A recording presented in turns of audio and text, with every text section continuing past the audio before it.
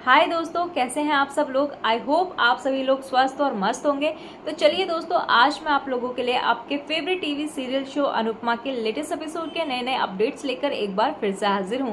तो चलिए दोस्तों, देखते हैं क्या कुछ हुआ है अनुपमा के आज के सीरियल में और क्या कुछ नया देखने के लिए मिलता है हमें आज के एपिसोड में।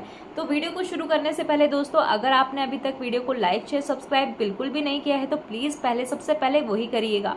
तो चलिए दोस्तों, शुरू करते हैं अनुपमा का आज का एपिसोड। तो दोस्तों टीवी सीरियल अनुपमा में इन दिनों खूब ड्रामा चल रहा है। सीरियल में दिखाया जाएगा कि अनुपमा को इंदिरा जी कूड़े के ढेर के पास पड़ी मिलेंगे। यह देखकर अनुपमा जो है वो पूरी तरह से टूट जाएगी। जी हाँ दोस्तों, यहाँ पर टीवी सीरियल अनुपमा में इन दिनों हाई वोल्टेज ड्रामा चल रहा है। सीरियल में अनुपमा और अनुज को विश्वास हो गया है कि आद्या जिंदा है। आद्या को दोनों ने मंदिर में देख लिया है और अब वह अपनी बेटी को अहमदाबाद में ढूंढ रहे हैं।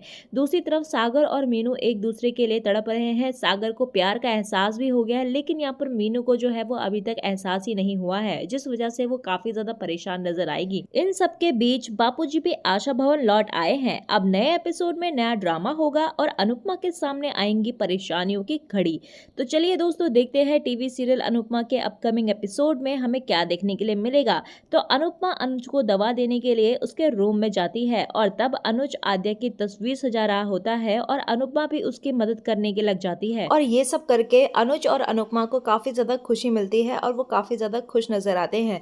और तभी हमें दूसरी तरफ जो है वो मीनू को दिखाया जाएगा, जो कि शाह हाउस में काफी ज्यादा परेशान हो रही होती है और अपने रूम पर बैठकर जो है वो बुनाई कर रही होती है और कहने लगती है कि बुनाई करके भी मुझे कोई भी आराम नहीं मिल रहा। रशिया में तो मैं काफी ज्यादा बुनाई करती थी अगर मुझे कोई भी एंजाइटी होती थी, लेकिन यहाँ तो कुछ भी फर्क नहीं पड़ रहा। और वो सब बातें जो है वो सागर की याद कर रही होती है, जो भी उसे सागर ने कहा होता है। और तभी हम दूसरी तरफ देखते हैं कि वहां पर शाह हाउस में जो है वो वनराज जो है मीनू से बात करने के लिए आ जाता है उसके रूम में और उसका हालचाल पूछने लगता है। और इसी दौरान वो मीनू से पूछने लगता है कि तुम काफी ज्यादा परेशान लग रही हो, कुछ बात है तो मुझे बता दो। और तभी वहां पर वनराज जो है वो मीनू को बताने लगता है कि उन लड़कों को मैंने कॉलेज से रेस्टिगेट करा दिया है और उनके माँ बाप जो है वो काफी ज्यादा गिड़गिड़ा रहे थे, इसी वजह से मैंने पुलिस कंप्लेन जो है वो उनसे वापस ले ली। लेकिन मैंने उनके माँ बाप से और उन लड़कों से ये कह दिया है कि अगर ऐसी हरकत दोबारा हुई तो मैं उनका करियर बर्बाद कर दूंगा। और तभी वहां पर मीनू कहने लगती है कि आई नो मामू, वो लड़के क्रिमिनल नहीं है, बस थोड़ा बिगड़े हुए हैं और आई होप कि उनके लिए इतनी सजा काफी हो। और तभी हमें दिखाई देगा कि वनराज शाह दोबारा से मीनू को पूछने लगता है कि तुम काफी ज्यादा परेशान लग रही हो, कुछ बात है तो मुझे बताओ, और अगर तुम नहीं बताओगे तो मुझे कहीं ना कहीं से तो पता लग ही जाएगा। और कहने लगता है कि मुझे तेरी काफी ज्यादा चिंता है, इसी वजह से मैं तुझसे पूछ रहा हूँ। और तभी हम मीनू को देखते हैं जो कि वनराज की गोद में सर रख कर जो है यहाँ पर कहने लगती है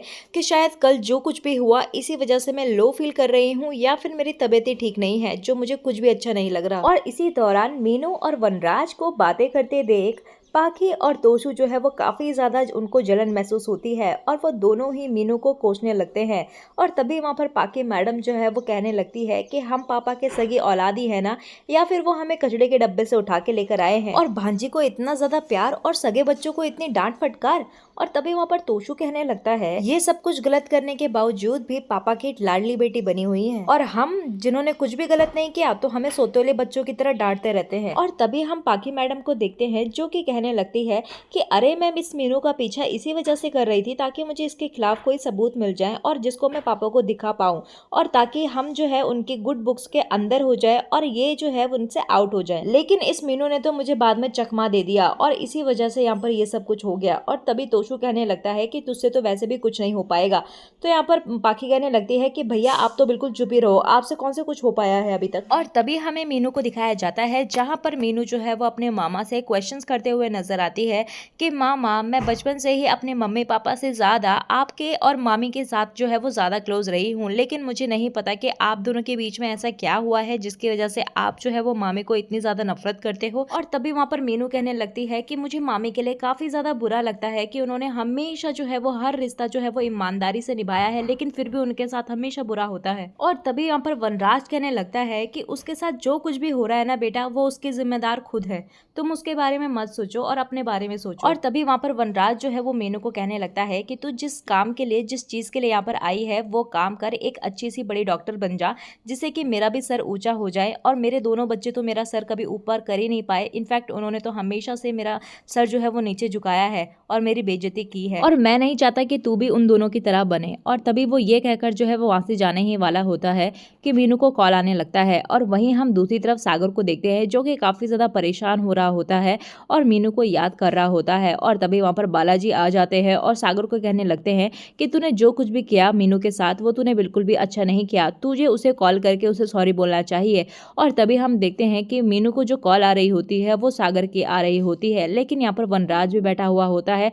और वहीं पर वनराज कहने लगता है कि तुझे किसकी कॉल आ रही है, तो मीनू कहने लगती है कि किसी अननोन नंबर से मुझे कॉल आ रही है। और तभी मीनू उठाती है वनराज के सामने, लेकिन यहाँ पर वो हेलो हेलो करती हुई नजर आती है और कहने लगती है कि फोन ही नहीं लग रहा और बात ही नहीं हो रही। और तभी वनराज जो है वो उस रूम से जाने ही लगता है कि मीनू जो है वो उसी नंबर पर कॉल लगाने लगती है। और वहीं पर वनराज जो है वो दोबारा मीनू से कहने लगता है कि मुझे पाकी ने बताया कि तुम दोनों जो है वो उसे छोड़कर जो है वहां से चले गए थे, लेकिन यहाँ पर जो है ऐसा ना हो कि कहीं तुम सागर से मिलने के लिए जो है वो आशा भवन में गई हो, या फिर ऐसी कोई भी खबर आएगी या फिर मुझे पता लगेगा तो मुझे काफी ज्यादा बुरा लगेगा, ये बात याद रखना। और तभी वनराज जो है ये सब बातें कर कर वहां से चला जाता है और मीनू जो है वो दोबारा से उसी नंबर पर फोन लगाते हुए नजर आती है, लेकिन उसके फोन की जो बैटरी होती है वो डाउन हो जाती है, जिसकी वजह से फोन स्विच ऑफ हो जाता है। और वहीं आशा भवन में बाला काका सागर को एहसास दिलाते हुए नजर आते हैं कि उसने मीनू का दिल तोड़कर कितना ज्यादा गलत किया है। इसी वजह से बार बार वो मीनू को फोन करने के लिए कहते हुए नजर आते हैं, लेकिन नेटवर्क ना होने के चलते दोनों की बात ही नहीं हो पाती। इन सब के बीच हम देखते हैं अनुपमा जी को, जो कि इंदिरा जी को सड़क पर कचड़े के ढेर पर पड़ी हुई मिलती है और ये देखकर उसके पैरों तले जमीन खिसक जाती है। और तभी हमें सीरियल में आगे देखने के लिए मिलेगा कि अनुपमा इंदिरा जी को उठाने की कोशिश करती हुई नजर आती है, लेकिन वह नहीं उठा पाती।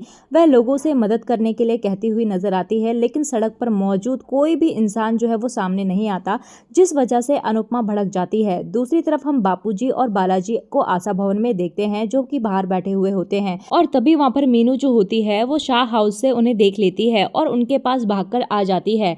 वह वनराज के सामने उनसे मिलती है और बापूजी से बातें करने लगती है। इसी दौरान वह इशारों ही इशारों में सागर को भी ताने देती हुई नजर आती है। और तभी हमें सीरियल में आगे देखने के लिए मिलता है कि इसी दौरान डिम्पी और टीटू भी अंश के स्कूल टीचर के पास जाते हैं। इस मौके पर अंश के स्कूल की टीचर जो है वो डिम्पी को खूब सुना देती है और कहने लगती है कि अंश की जो बदतमीजियां हैं वो काफी ज्यादा बढ़ती जा रही है और उसके ग्रेड्स भी जो है वो काफी ज्यादा डाउन होते जा रहे हैं। और अंश जो है वो स्कूल में बच्चों को मारता पीटता है और उनके स्कूल का लंच बॉक्स जो है वो खाने लगता है। और कहने लगती है कि अंश को मैंने कल किसी बात में डांटा तो उसने मेरे हाथ में काट लिया, और ये बात मैंने अभी तक प्रिंसिपल सर को नहीं बताई है क्योंकि मैं आप लोगों से पर्सनली मिलना चाहती थी। और तभी वहाँ पर डिम्पी जो है वो भड़क जाती है और कहने लगती है कि आप बिल्कुल सही कह रही हैं, मैं कल ही पापा को अंश, ईशानी, माही और परी को जो है वो इस स्कूल से निकलवाने के लिए कह देती हूँ। और कहने लगती है कि मैं बच्चों को इस यूजलेस स्कूल से निकलवा कर किसी अच्छे स्कूल में एडमिशन दिलवाऊंगी। और तभी वहाँ पर तपिश कहने लगता है कि डिम्पी तुम ये सब क्या कह रही हो, तो डिम्पी कहने लगती है कि मैं बिल्कुल सही कह रही हूँ, इन लोगों को पढ़ाना तो आता नहीं और ये सारा ब्लेम बेचारे बच्चों पर डाल देते हैं, और क्या पता ये पैसों के लालच में ही इन्होंने हमें यहाँ पर बुलाया हो ताकि हम इन्हें कोचिंग के लिए इनके पास बच्चों को भेज दें, क्योंकि इन्हें तो पता ही है कि हम कितने ज्यादा पैसे वाले हैं। और तभी वहाँ पर मैम भी भड़क जाती है और कहने लगती है कि एक्सक्यूज मी, मैंने आपको यहाँ पर पर्सनल लालच के लिए नहीं बुलाया है, बल्कि आपके बच्चों के फ्यूचर के लिए आपको यहाँ पर डिस्कस करने के लिए बुलाया है। और तभी वो कहने लगती है कि यहाँ पर क्लियरली दिख रहा है कि इसमें अंश की भी कोई गलती नहीं है, बल्कि आप जैसी माँ की गलती है। तभी मैम कहने लगती है कि मुझे आपको अपने घर पर नहीं बल्कि प्रिंसिपल ऑफिस में बुलाना चाहिए था। तो डिम्पी कहने लगती है कि हम प्रिंसिपल से डरते नहीं है, आप डरती होंगी। और ये सब कहकर वो वहाँ से चली जाती है। और तभी हम तपिश को देखते हैं जो कि मैम से माफी मांगते हुए नजर आता है और कहने लगता है कि मैं इसकी तरफ से आपसे माफी मांगता हूँ, लेकिन आप प्लीज इन सब का गुस्सा जो है वो बच्चों पर मत निकालिएगा। और दूसरी तरफ अनुपमा जो होती है वो लोगों की मदद लेकर जैसे तैसे कर इंदिरा जी को ठेले में बैठा कर जो है आशा भवन पर लेकर वापस आ जाती है। और तभी हमें आगे सीरियल में क्या होगा ये तो हमें आने वाले अपकमिंग एपिसोड में ही पता लगेगा। तो दोस्तों आप लोगों को इंदिरा जी की ये हालत देखकर कैसा लगा, हमें कमेंट सेक्शन में अपनी राय जरूर दीजिएगा और हमें जरूर बताइएगा कि आज का एपिसोड आप लोगों को कैसा लगा। तो दोस्तों अगर आपने अभी तक वीडियो को लाइक शेयर सब्सक्राइब नहीं किया है तो प्लीज करके जाइएगा। मिलते हैं आपको नए एपिसोड में, तब तक के लिए नमस्कार।